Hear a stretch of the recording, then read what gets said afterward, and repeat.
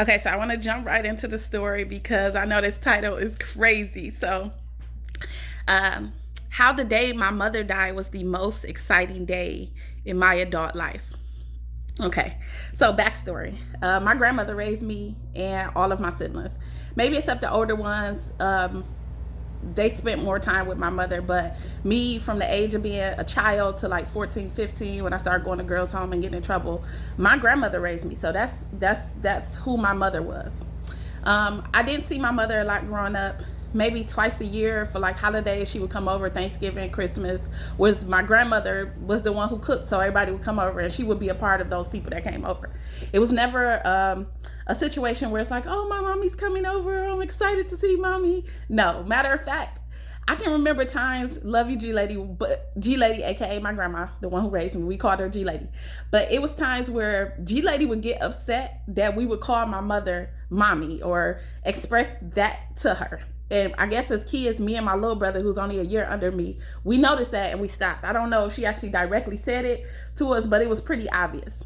Um, and this went on throughout the year. So no connection, no dynamic with my mother, just my grandmother, who was my mom's mother.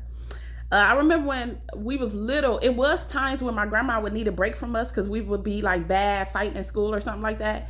And she would send us to my mother's house, her apartment. But we were older. I would say like, and it wasn't often, maybe once or twice a year she would send us over there. Not even that, honestly. Um, Maybe 3 or 4 times. For me, I think my brothers might have spent more time going over there, but even not so much time. It was maybe 3, 4 times that my grandmother was like, oh, y'all bad, y'all, I need a break, go to your mom's house. So she would take us to my mother's home, and my mother stayed in an apartment. I do remember that. It was like a 1 bedroom apartment. And I ain't gonna lie, I actually had fun going over there because at my mama's house we could do stuff that we couldn't do at my grandmother's house. Like we could watch scary movies. We didn't have to eat real food. I remember we just ate fries or like some simple shit that, wasn't a real meal that we had to eat that took hours for her to cook. So that might have been 1 or 2 times as a kid, maybe 8, 7, 9 years old, something like that. So when I turned 14, I had gotten into some trouble. My grandma put me out, understandably.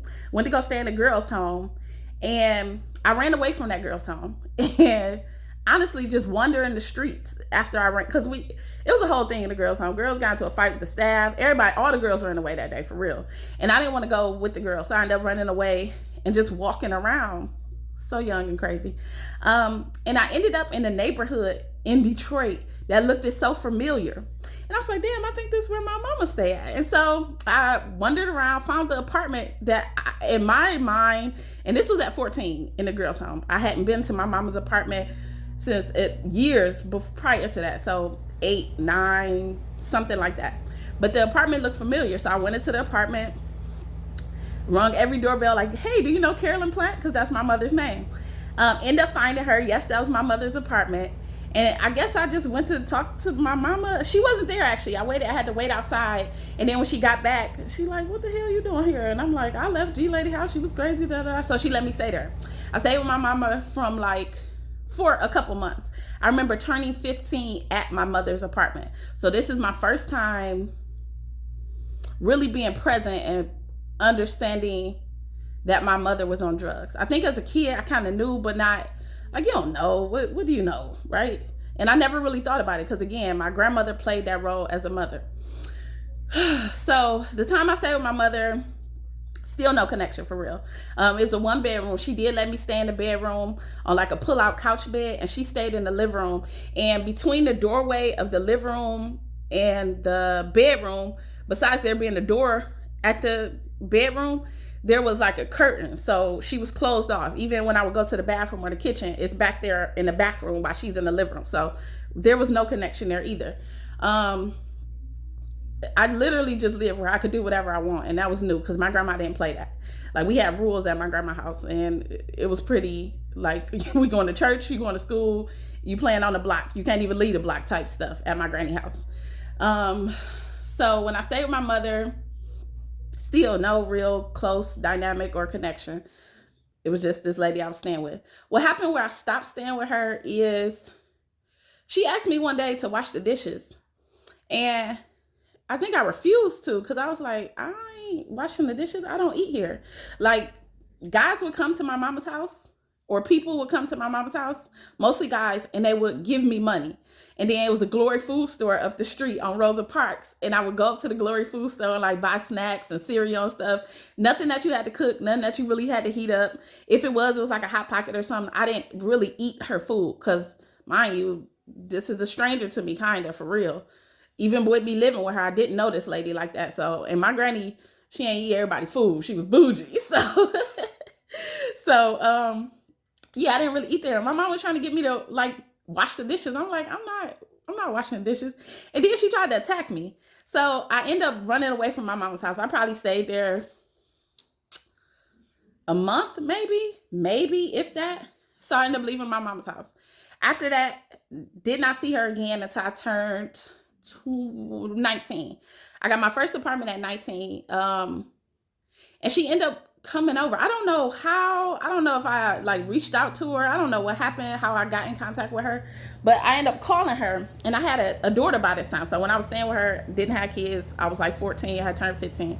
And then later on at 19, when I got my first place, I had my daughter who was 1 year old at the time. And however, I got on the phone with my mama around this time.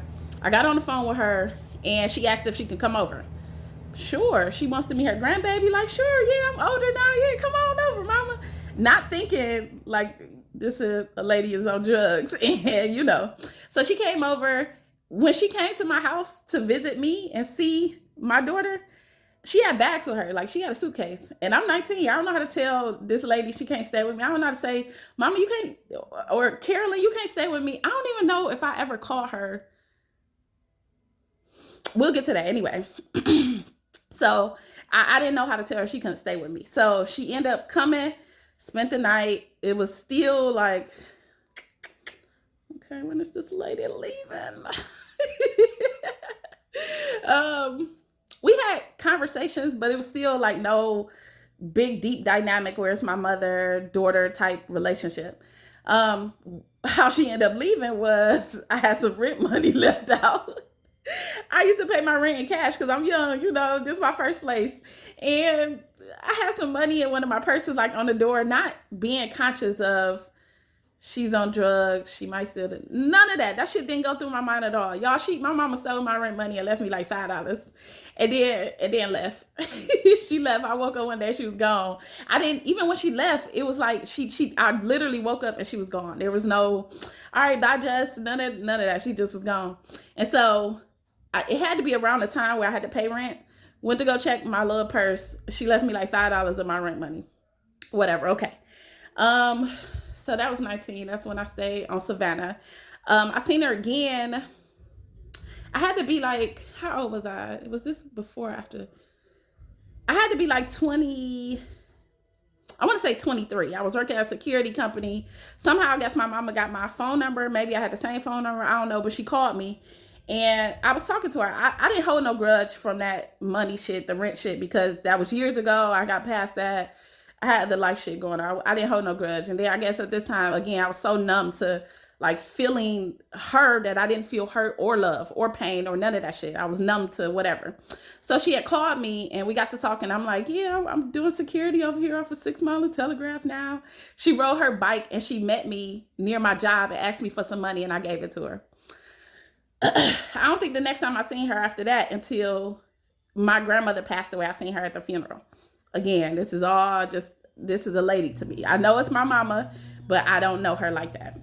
And also I wasn't aware or of any hurt, or I was numb to being hurt, to not having a mother. It didn't bother me. I'm numb. I feel okay about this, or so I thought. Anyway, so and I think, yeah, that was the last time I seen her, was at my grandmother's funeral, and that was in like 2014, I think. I'm not sure. Regular encounter again, nothing. Fuck, I brought some tissue because I'm gonna start crying. Okay, so March 18th of this year. Mind you, I hadn't seen my mama since 2014. And let me make sure that's right. I think that's right. Hadn't seen my mama since 2014. March 18th was a Monday. I remember waking up, y'all.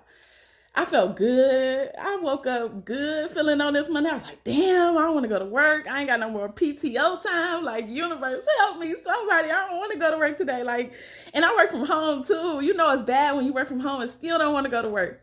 So I remember just thinking, like, can we do something where I don't gotta go to work today? Like, can the phones be down? Can something happen where I do not have to go to work today? So literally as I'm starting my shift, like I start at 10:30, I got a call from my brother maybe 30 minutes after that, 11 o'clock. Hey, call me right now. It's an emergency. Well, first he called me, but I'm at work. So then he texted me, call me right now, something like that. It's an emergency. My first thought was like, is it my daughter? Because I got a teenage daughter that don't live with me.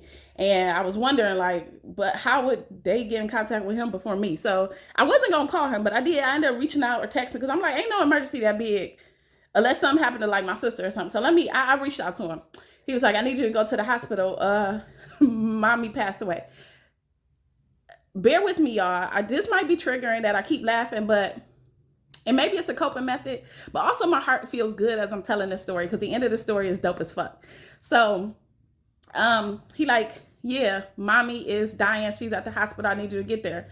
So I I was like, okay, bet. Thank you, universe. I'm off today. Thank you, mommy. On your way out the door, you did something for me, Still kind of numb to it. I ain't gonna lie, when I called my supervisor so I can get off, because mind you, I ain't got no more PTO time, I put on the tears. My mommy died. She don't know my relationship with my mama, so she probably thinking like, oh my God, your mommy, go ahead, girl. So, what is also funny is I had took a day off additional, like past me not having no more PTO time. And that Monday, my supervisor had emailed me like, hey, did you have time for this day off? And I'm thinking, no shit. I tried to use holiday day or some shit. Whatever I did, I tried to get off a day that I wasn't supposed to, and I actually got off. But it was the same time that Monday, she hit me up like, yeah, did you have time for this? And then I'm calling her like, yeah, my mama died, I need another day off. So I go to the hospital. On the way to the hospital, I'm feeling like I'm supposed to feel something, but I don't know how I feel, right? Like you supposed to be sad when your mama died. You supposed to be hurt and, oh, my mama died and I never got a chance to have a relationship with her and all that stuff. The feeling that I felt going to the hospital when my mommy died was it was confusion. On one hand, I'm happy I got off work today. I'm about to see my family. We about to be at the hospital. I ain't gonna lie, being around my family, I feel so good being around my siblings. That's a story for another day.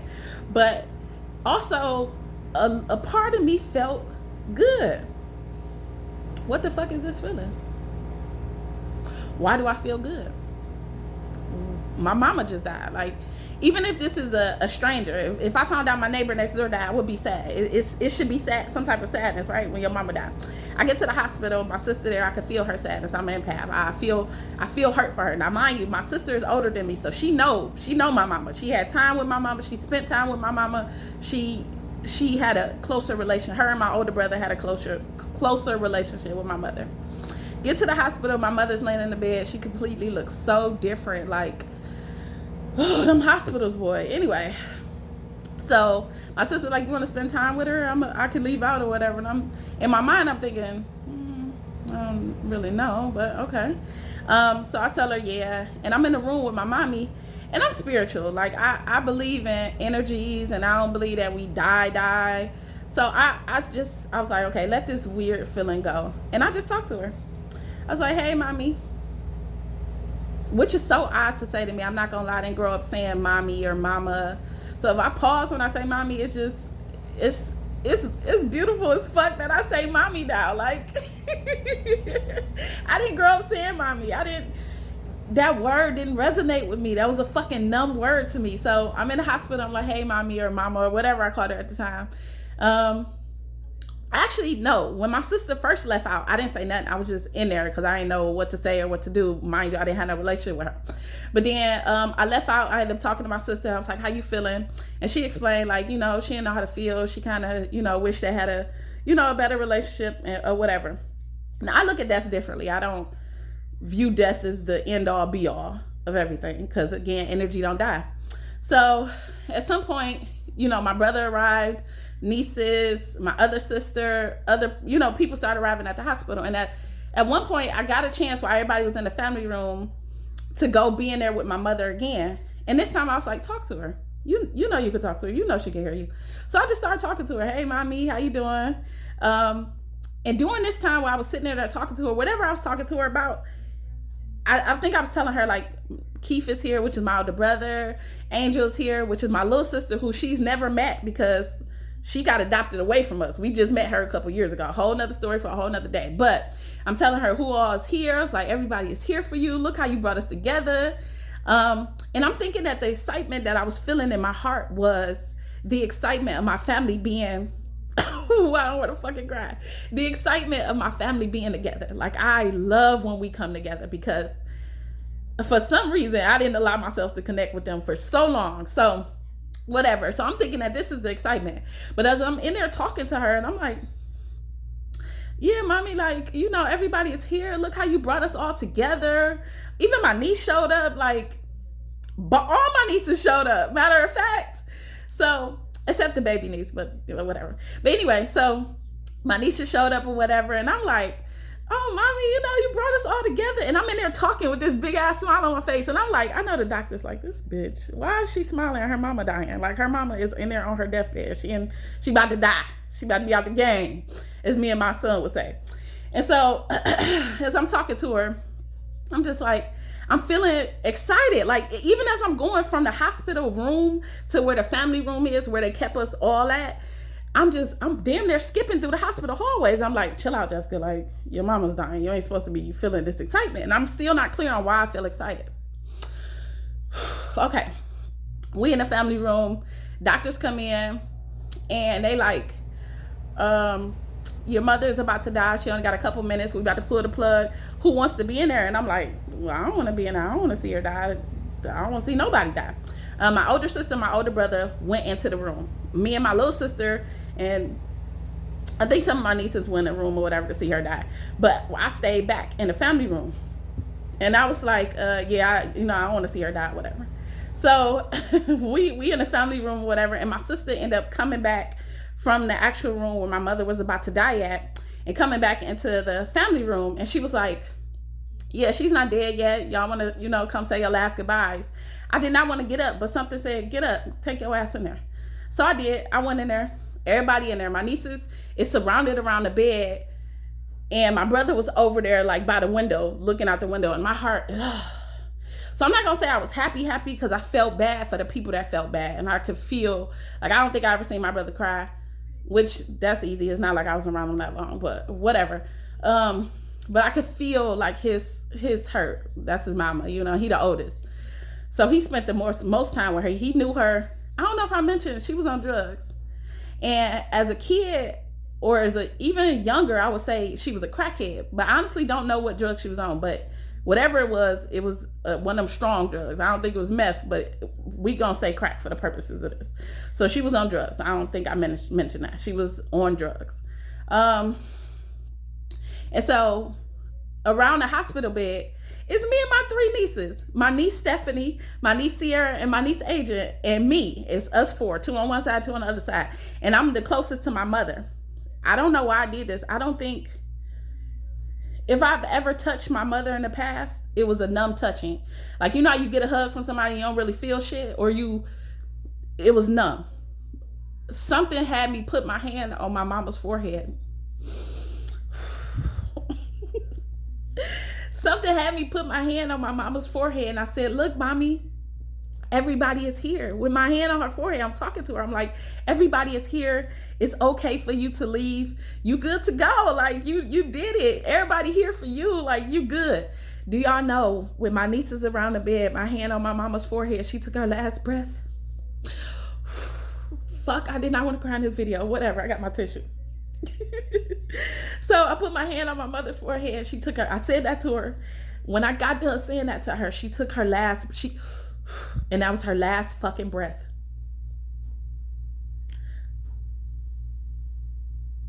What? It's as if she waited for me to come in there to take her last breath. It's as if, like, because I was in the family room. I wasn't trying to come in there like, I don't want to see nobody die. Like, nigga, what? So, yeah. And my nieces was there to witness that. She took her last breath with my hand on her forehead. I thought that was dope. It took me to, because that's an experience, right? Like, to not have no relationship with your mama this entire time. Just this whole fucking experience. Like, why am I so joyful in the hospital? Why did my mama take her last breath with my hand on her forehead? Why didn't she die before I came in the room? Why did she wait for me to come in the room to die? It's as if she was saying, girl, get your ass in here. So anyway, that was beautiful, right? It took me a couple of days later to realize why I was so excited. Like, what is this exciting feeling? I know what the exciting feeling was. So we all got inner children. We all got little kids in us. Like, and my inner child, the little Jessica inside of me, was excited because I knew that I could connect with my mother now in a way that I couldn't when she was here. That's why I was excited. That's why I was so fucking excited. When she was here, I couldn't pick up the phone and say, Mommy, I'm having an issue with this guy, or Mommy, I'm having a stressful day. Can you talk to me about this? Or Mommy, I got this new job, or Mommy, my hair, or Mommy, my clothes. Mommy, I want to go shopping. Like, I never had that opportunity, but I knew that with her being gone, all it took was for me to wake up and say, Mommy, I'm having issues today. Mommy, guess what? I got a new job. Mommy, I like this new boy, and he do. So, yeah, that was, and then I talk to my mommy every day now. Ain't that crazy? Like, with her not being here, I literally wake up, good morning, Mommy. And I don't want y'all to think I'm crazy or nothing, but I get responses back. And no, it's not somebody talking in my head, but I can feel her. On top of that, on my phone, I'm into numerology, right? And the number 28 is a powerful number. It's the number of wealth, right? And I showed this to people. On my phone, my screensaver was the number 28 for the number of wealth. My screensaver had the number 28 on it, right? My mama died on the 18th. My mama's birthday, which I did not know this. I think I knew it like a couple years ago. I found out my mama's birthday was on March 28th. I was like, oh, that's interesting. My daughter's birthday is in March. But then I forgot again because it's not like I recalled her for her birthday or celebrated her on her birthday. So I got the 28 on my phone. Her birthday was March the 28th. Ever since then, I have been seeing the number 28 like crazy. Everywhere, all the time. I point it out to motherfuckers so they don't think I'm crazy. If they do, I don't care. But my mother it's like I don't know. I do know, but I ain't. But yeah, my mama been communicating with me. But I just thought that was so weird that I put this number 28 on my phone, and that's my mama's birthday. That's the same year my grandma was born. I got a niece whose birthday is on the 28th, and I got two nieces whose birthdays are on the 28th. So that number, that was crazy. But yeah, I talk to my mom all the time. I feel her. My heart is opened up to my mother. Like, I feel more connected to her now than I did when she was here.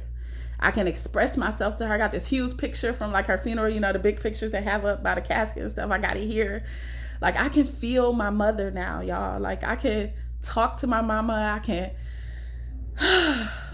and it feels good. It feels good. So I want to share this video because it might help somebody. I don't know. I know a lot of people that didn't necessarily have close relationships with their mother. Then their mother passed, and it's like, damn, they regret in not having that relationship. And it's like, speak to her, talk to her. She here, she around. You came out of her fucking her vagina, her uterus. Y'all connected, okay?